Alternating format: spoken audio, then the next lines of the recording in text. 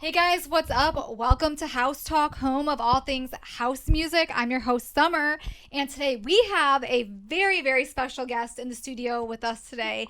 Our own local celebrity, the girl with the Whisk tattoo, Allie. Welcome. So glad to be here, Summer. This is an honor. Obsessed with house music. Let's go. Okay, so you and I were just talking about how we've been at the same shows, and now I'm finally approaching you, and so excited to have you on because I feel like you're a really integral part of the EDM community in St. Finally, some dang recognition. Let me tell you. Like, you're very easily recognizable. Like, I can easily always spot you. Like, that's fun to know. Yeah. Like, I remember seeing you at the pop-up pier parties. And you always had your Barbie getup. You were on your rollerblades. Absolutely. And I remember seeing you at the Floridian Social a bunch of times. And you just wear these outfits. And you are such a vibe. Like, you just are who you are. I love to show up. Let me tell you, like, the time, like, spent getting ready is an initiation. I like to get into the mode and say, you know what, I'm going to let my inner child dress me up. Like, what does she want to wear? And I rock it, and it helps me embody, so thank you for noticing. How do you come up with these outfits? How do you come up with these ideas? Honestly, like, I'm a really moody individual, but I'm also a shapeshifter, so you're not going to get the same thing every time. Like, I want to show up how I'm feeling, but also honor the process. So like maybe I'm feeling like more pop punk, like if I show up like grungy and I start blacking out my eyes and have the baggy black pants, like I know I'm gonna go to the dance floor and I'm gonna pull out those slow motion techno dance moves, and it's like a whole ass energy. So it's fun to experiment. And again, like the inner child, I love embodying and giving myself the space to pick that outfit maybe I wouldn't have chose for anything else because it's too extra or too loud and it needs to be the perfect event. That doesn't exist for me. Like if I'm feeling like I want to wear that tonight, I wear it and I like just own it, and then I have an even better time because I feel embodied, I feel fun, and it's part of my medicine. You have so much confidence too, because some of these outfits I was like, damn, I wish I had that much confidence. It was a lot of middle school bullying and healing from that, honestly, because like I would try to show up and I was never received growing up. So I think like now finally I'm just like have gained the confidence to say frick it, who cares? Yeah. I'm gonna do me regardless. So how did you get into EDM? EDM started for me, I want to say 2016, 2015. I was more into dubstep, right off the gate. Yeah, because this is just me coming out of college and establishing my career as a pastry chef, and dubstep was fun. All my friends were doing it. My first festival was Sunset Music Festival in Tampa. Oh boy. And rest in peace, Sunset Music Festival. Rest in peace. Is it done? Yeah. What? It's not happening this year. It's not happening this year. They have Breakaway, which Breakaway finally dropped their lineup. There's a lot of local artists that are going to be at Breakaway. So kudos to all the gentlemen who are going to be performing at Breakaway. Congrats, guys. Right on. Breakaway. Let's go. Represent. Pick up that momentum. I love it. So, yeah, I came from that scene and very quickly burnt out. I can only do so much. And I'm like, oh, my soul needs something more complex. So I found my way into trance, which led me to house. And I fell in love with house music. Maybe it was like 2018 is when I finally started to like come around to like being, I'm a house head. Okay. All my friends were like, what are you doing? This is so repetitive. It sounds like the same thing over and over again. I'm like, you need to listen to it. That's why we love it. I'm like, that's why we love it. Like, I'm like, apparently you're not my person anymore because I thought we had something, but. Did you work in the clubs? Yeah, I spent a very, very brief time. It was actually just this last year, though, at Floridian. Yeah. So I was working there as a door girl, and that was pretty fun because I was able to channel the dressing up, as you're saying, Yeah. I'm the first person people see as they're coming into these experiences. That was a huge honor for me. I felt that it was cool to get to set the mood for whoever was coming through, like give them a ton of compliments, help them loosen up. Maybe they're feeling jitters about being around a lot of people or something they don't know. So that was a lot of fun. What are some, like, what did you see, like, the good, the bad, ugly of working in a club? Because I've never worked in a Sure, club. sure. Yeah, I think I saw a good mix. Like for Okay. the most part, it was good because Floridian like runs a clean show. Okay. Like they have a great team. Everyone's on the same page. But the one ugly moment that I did see was an outside promoter coming in, and they were just, I don't want to call it amateur hour, but it was like, come on now. Like I was working as a door girl at the time trying to like help other door girls run it, and they came in with a guest list that was supposed to be allowed in for free in addition to, their regular admission tickets. So this guest list with every person that came through, I had to scan through a list that I couldn't even read in the tiniest font. It was not even alphabetized, of 350 people. And I'm like trying to like read through in this tiny light outside. It was impossible. So that was probably the ugliest. Like you would think that like encounters with like crazy people would be it, but honestly my security had my back, so That's what I was hoping for. You'd have some crazy story for us. Honestly, yeah, it was really like pretty clean, honestly. A lot of like, there was a lot of men that would, make uncomfortable comments and different things, just like the same way they probably would approach a server in that instance. So just having good security was helpful in that. I like the Floridian Social. I think it's a great venue. Yeah. They always have clean bathrooms. I'm a bathroom person. That is a big deal. Yeah. And I like how they have the second level, because I feel like if you need a break from something, you can just go upstairs. That's so true. It provides a completely different feeling. Yeah. Like if you're getting overwhelmed or you're just, you need That's a nice. moment. You can't discount that. Yeah, the ability to change vibes. Yeah, so that's what I really like about the Floridian. And I feel like every time I've been there, it's been a safe place. It definitely has that feeling for me too. So I think like being able to acknowledge that and embrace it, like I have a lot of respect for Floridian. And I'd like to see, I'm hoping that they bring in, more headliners. I think it would be cool to see some other artists come in. Yeah, it would be cool. Venue. It's up for sale. I don't know if you know that of the Floridian. So the intention of that sale is just to bring it to someone that has a more focus in the music scene. Yeah. And so that these sort of things can manifest. So we'll see. Yeah. And then you and I both went to Jeremy Orlander. Woo! And what were your thoughts? What a night. Oh my gosh. Everyone was just in a hypnotic state. Oh my goodness. It was incredible. I think we first should speak about the homecoming of Brian Busto to Hyde Park Cafe. It's the first time in a long time anything like that's gone down in Hyde Park Cafe, but he used to spin there. Okay. Way back when. And so this is his first time coming back, and you could feel that nostalgia. So tell us and myself about Hyde Park Cafe and kind of Brian, because I had heard that from somebody else. Was like, yeah, the Hyde Park Cafe, a lot of artists, like that's where they started. Yep. And then Hyde Park Cafe kind of like took it to the next level. Did something else, and now artists are circling back in there. It's cool. It was cool to see everyone's like, wait, Hyde Park Cafe, like we haven't been there, and so yeah, it was like a shakeup, and that brought a lot of people that I think like maybe didn't even live in Tampa. Like I know a lot of people, myself included, from St. Pete, hopped on that real quick, and so. When you walked in, I walked in, I came in pretty early. Like, I like to set the scene. I like to see the journey, the full thing. That's me.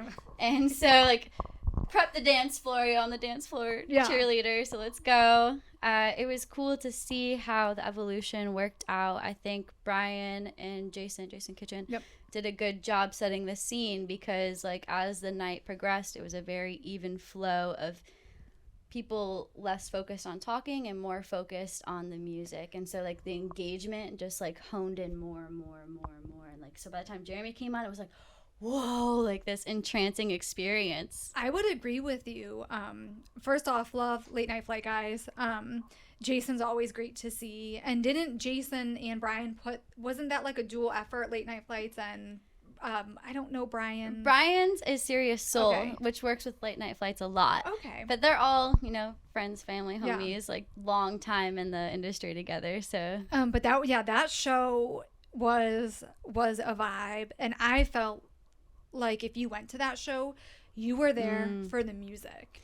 That's what I'm talking about. Like a lot of these shows, people I just like from a witness standpoint, I think people get caught up in the anxiety of the social experience and maybe just feel comfort in talking it through, but it can be tricky because you're there for the music ultimately. So it's like I hope to be a force to like help people push past that and to be vulnerable and to feel the music, because the music was hitting hard. Yeah.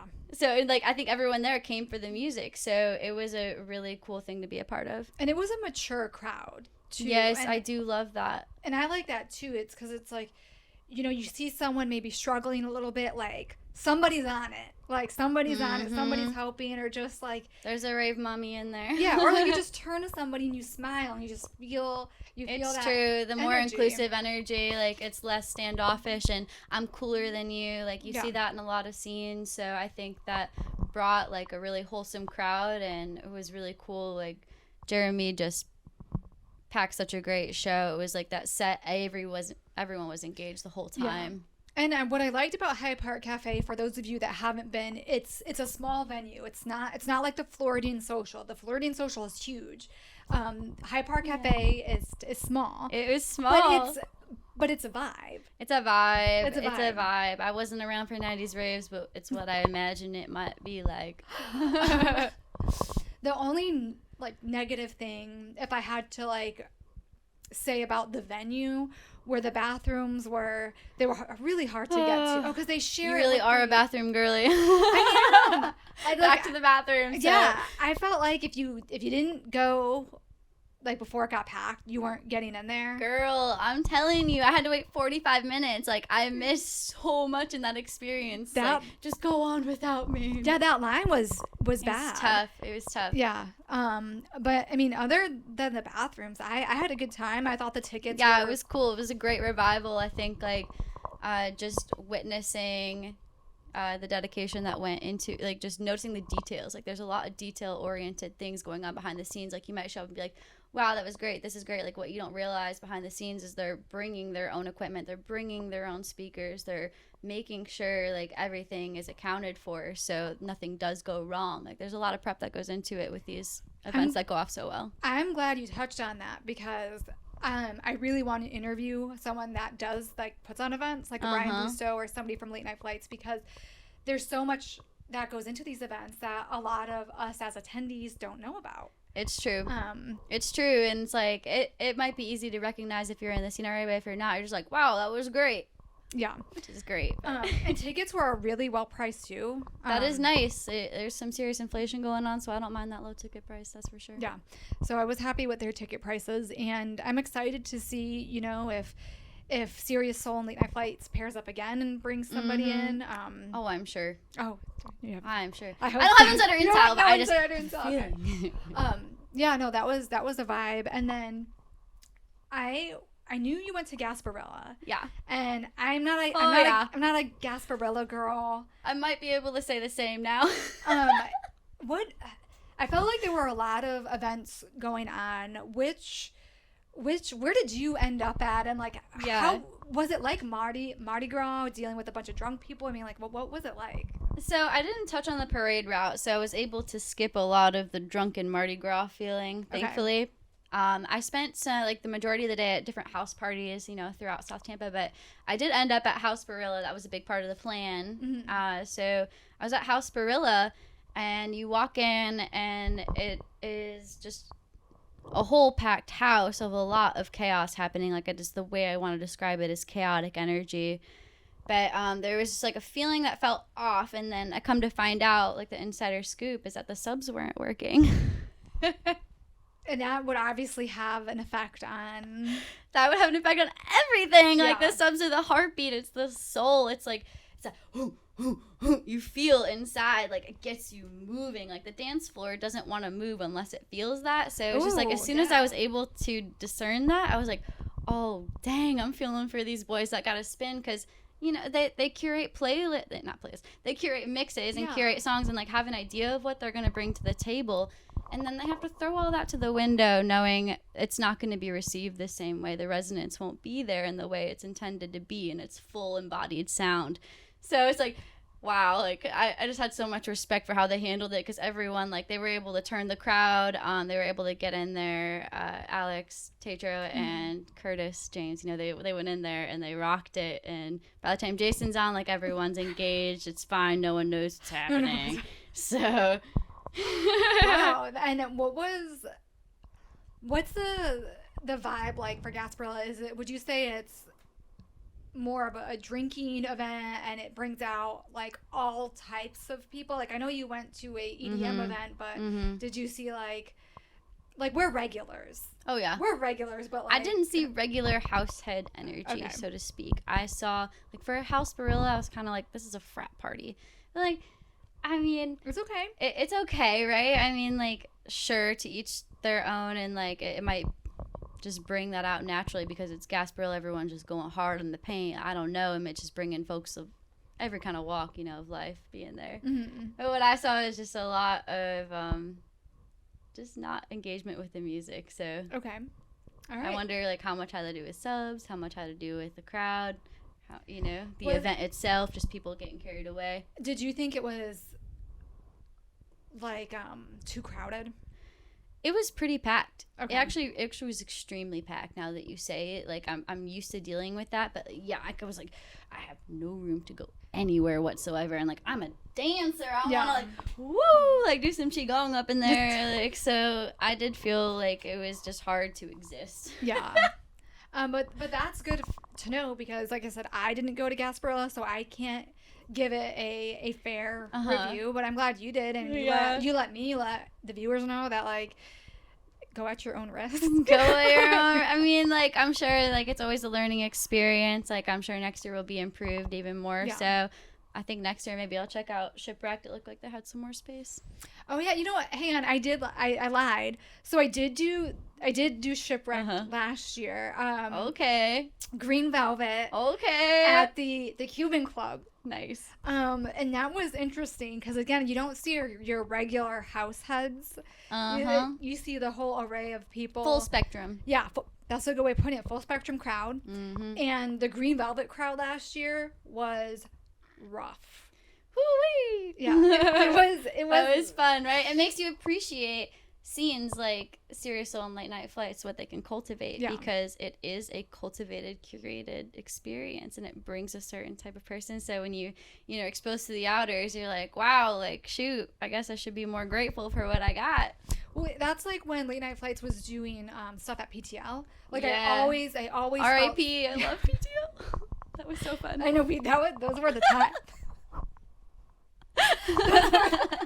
I felt like those were some really good times there. Yeah. And then it's crazy because we're just meeting, but we were probably at, like... We're just meeting in this way. Okay, we've met many lifetimes ago. Yeah. Dance Floor Soul Sisters. Yep. But yeah, Shipwrecked last year, they brought Green Velvet to the Cuban Club, and, like, Green Velvet was great. Yeah. But the crowd was rough. And, like, I'm pretty tiny. So, yeah, I had to flee to the back. That's where I'm at. Like, sheesh, if I'm getting pushed out, I'm just going to move. Like, I'm not going to stand there and try to hold and be angry and all these things. Like, it changes the experience. Okay, so when I met you at Jeremy Orlander, like, we had bumped into each other, and you were like, oh, my God, I'm so sorry, excuse me. And I was like, oh, my God, like, you were so polite, and I feel like you've always... wow, I'm so glad to hear that. Like, you just were really, really polite, and every time I ran into you at shows, like, I think it's just the nature of the beast. You just run into people. Like, somebody may catch a hand by accident. Like, it's true. I'm flowing. Look out. Like, you're in the splash zone. At least you don't have a drink in your hand. 100%. Drink on me every time without fail. Like, anytime I go out, I can just bank on it. Oh, man. A drink spilled on me. I've had 3 drinks spilled on me in one night. Oh, that's so bad. Yeah. But when you're tiny, it's just a lot, and it's like just happens. It's nature of the beast, I guess. I guess. But no, you were always, like, polite every time, like people ran into you. So, like, I always appreciate, like, someone saying, "Oh my God, I'm so sorry." Like, because sometimes somebody, like, bumps you. It goes a long way to acknowledge someone and just to feel the inclusion. No one wants to feel like they're just being walked on and just like they don't matter or not being seen. So I think it's important for people to take the time to, respect each other. Yeah. And you're doing an event that I've never heard of. Oh yeah. The burn, love of the burn. Oh, Love Burn. Yeah, tell us about that. Love Burn. Oh, I did my first Love Burn last year. Everything worked out last minute for me to go, which is just a burner wild card. Like, that doesn't really happen. Usually you have to be very prepared, very ready to go. Like, it is the second biggest burn. So they have Burning Man that's out in the desert everyone knows about.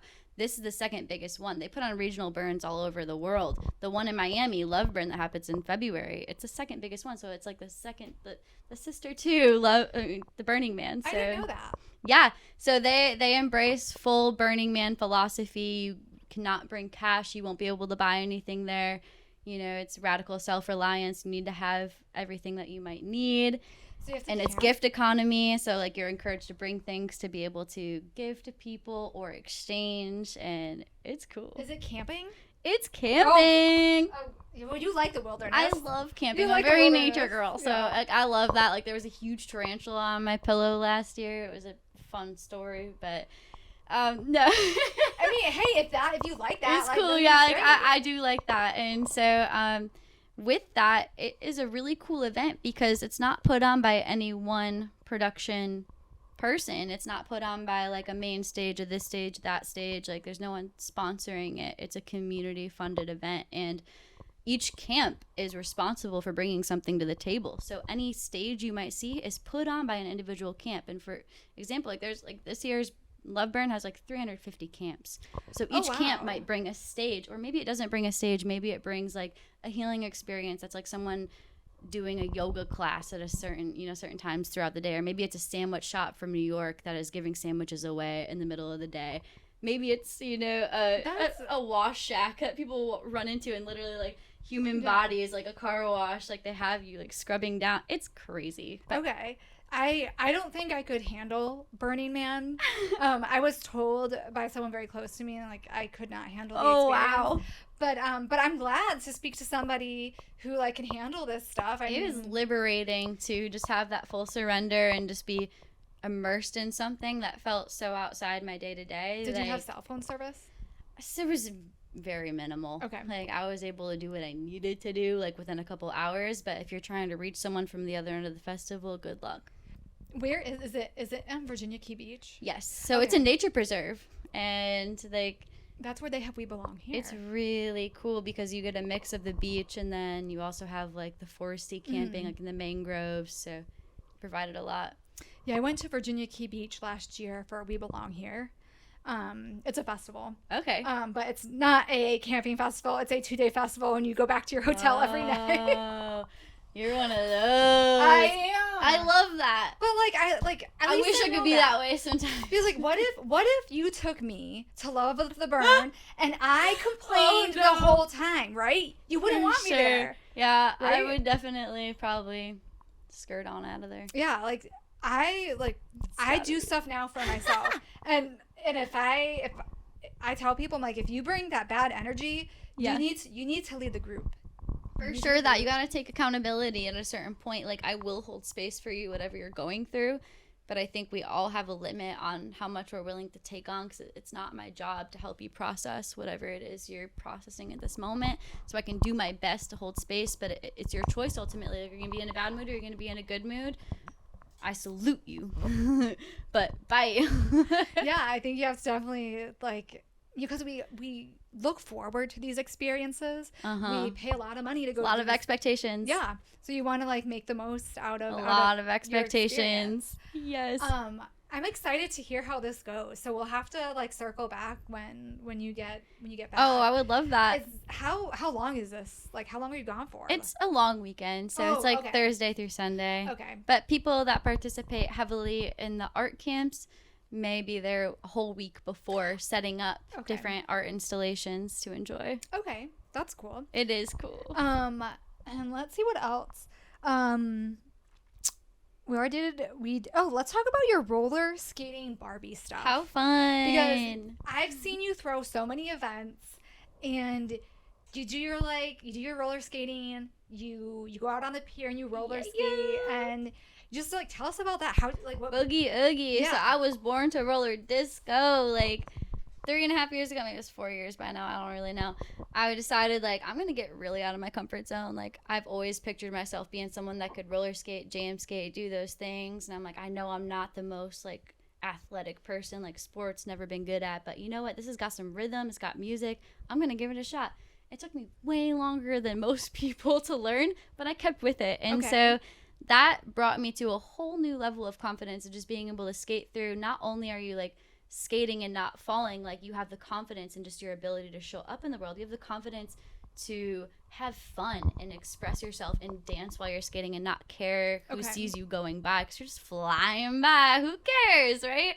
So it brought me to this, like, okay, like, eventually it got to the point where every one of my friends is asking me to skate, which I love, but skating is kind of my thing that I like to do on my own. It's how I, like, process the day, get out of my head, into my body. So when you bring someone else in, it changes it. Like, I'm grateful for that change, but I was like, I need to do something about this. Like, there's a community needing to be established, and that's when I started the Barbie skate events. And so I had my first one last year. It was a Bad Barbie roller disco. I did that with Wizard of Cause.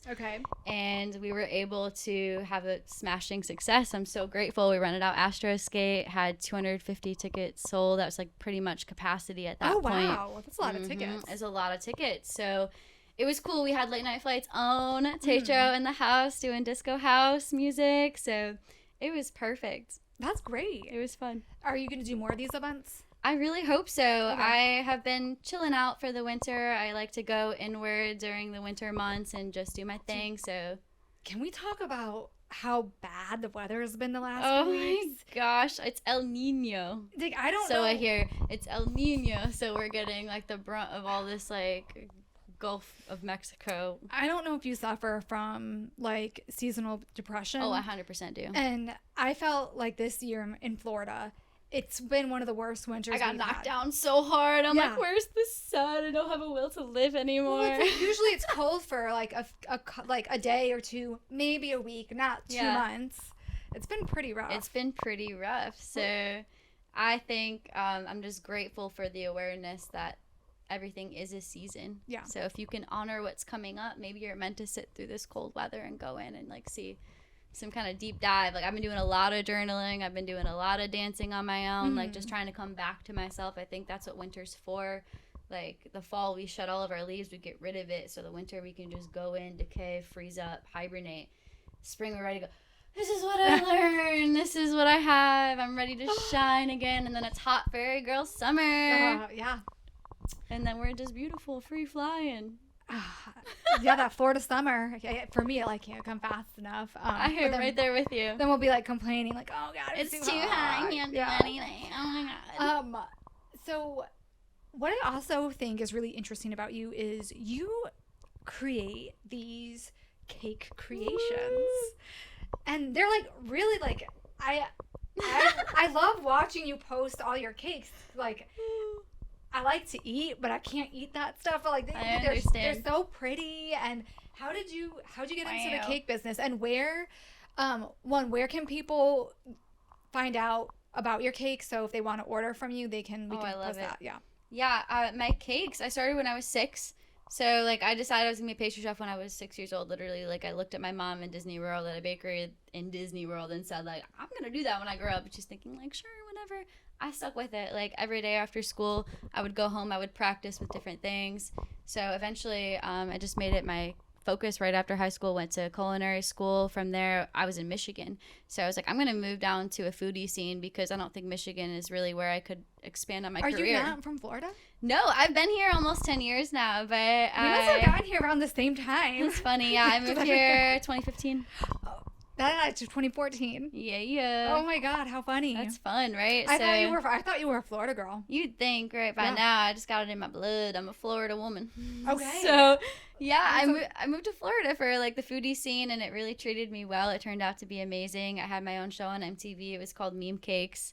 And then I competed on Netflix, Sugar Rush. And from there, like, I was able to take that community of followers and pivot into my own small business that was supported by that. And now I make cakes out of my home. How was being on TV and being on MTV and Netflix? It was stressful.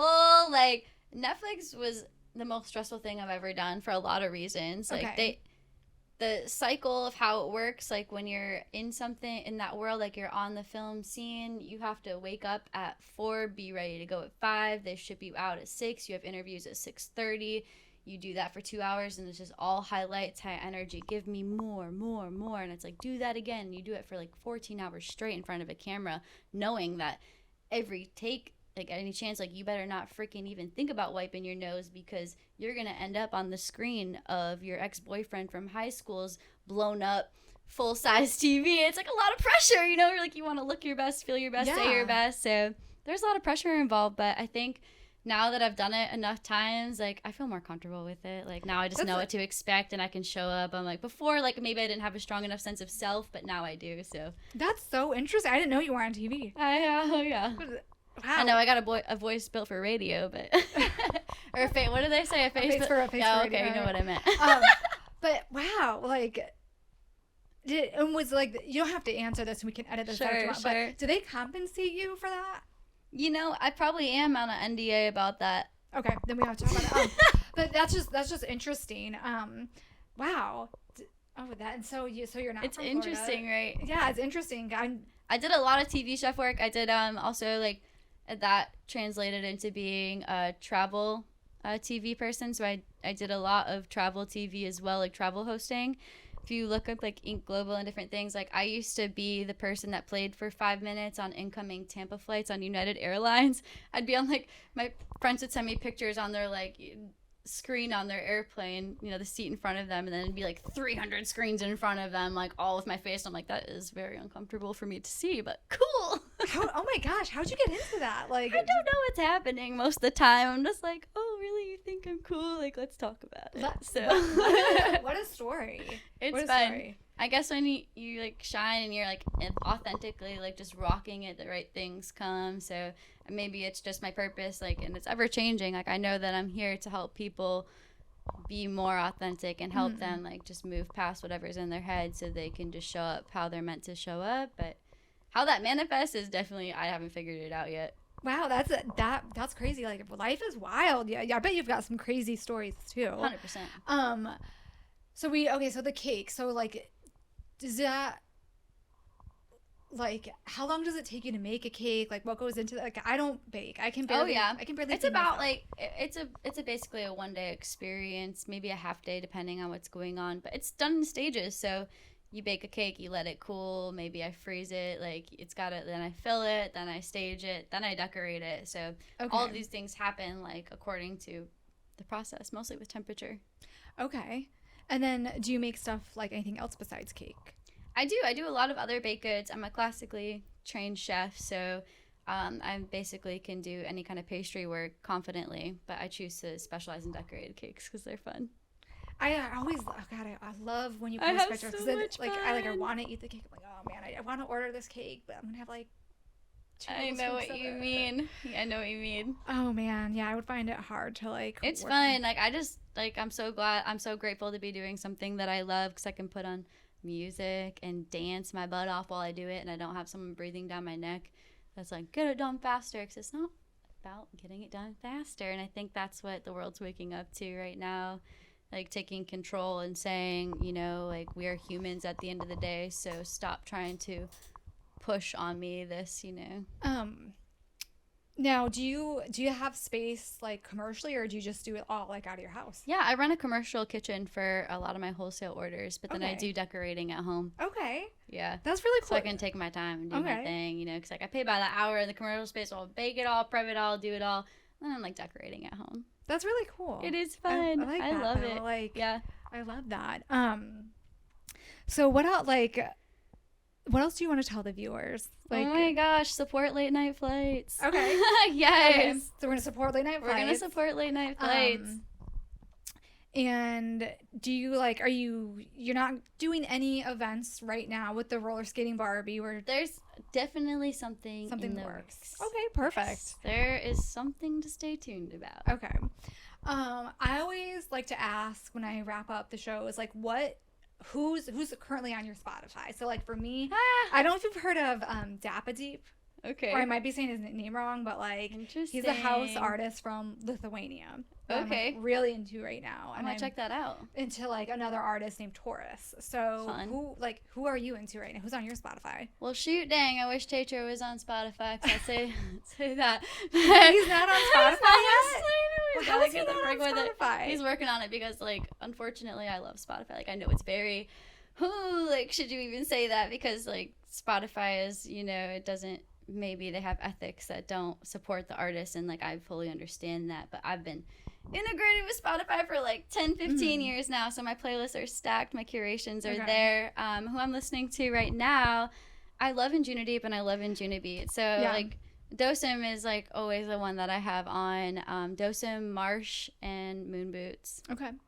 Yeah, those are my favorites. I just had Margie on from the Florida Anjuna. Yes, love her. Yeah. I love Anjuna artists too. It brings a whole high vibrational energy. Like it feels like an intentional scene. Everything is glittery and flowing like a wave, and it doesn't, you know, it's not just full throttle like just pound like masculine energy. It's a great balance of masculine and feminine energy, like slow breathe and then go so it's like I think they do a good job. It's very intentional what they do there. I hope we get to see some Anjuna artists come through the Tampa Bay area again too. It was awesome when Lyndon was more of a driving force there.